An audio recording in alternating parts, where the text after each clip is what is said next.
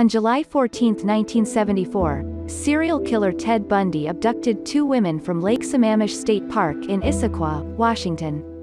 That afternoon, Bundy approached Janice Ann Ott and Denise Marie Naslund in broad daylight and asked them to help him unload a sailboat at his parents' house. He explained that his arm was injured and that he was unable to unload it by himself.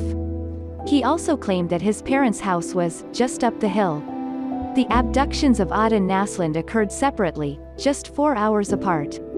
On both of these occasions, he convinced his victim to get into his Volkswagen Bug and accompany him to his sailboat. In reality, there was no boat. Nor did Bundy have a sore arm. At the beginning of his murder spree, Bundy had quickly learned that he could prey on young women by taking advantage of their kind and helpful nature.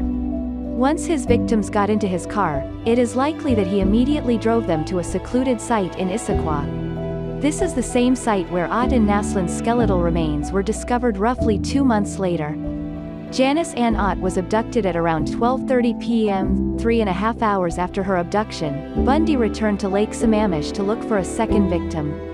At roughly 4:30 p.m., he approached Denise Naslund by the restrooms and successfully employed the exact same ruse. This aerial map of Lake Sammamish State Park shows the exact locations where Bundy approached Janice Ott and Denise Naslund.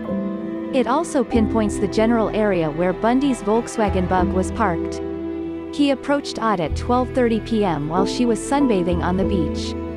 Then, 4 hours later, he lured Naslund away from the restrooms by the parking lot. During the investigation into the disappearance of Ott and Naslund, it emerged that a man calling himself Ted had approached multiple women at Lake Sammamish that afternoon.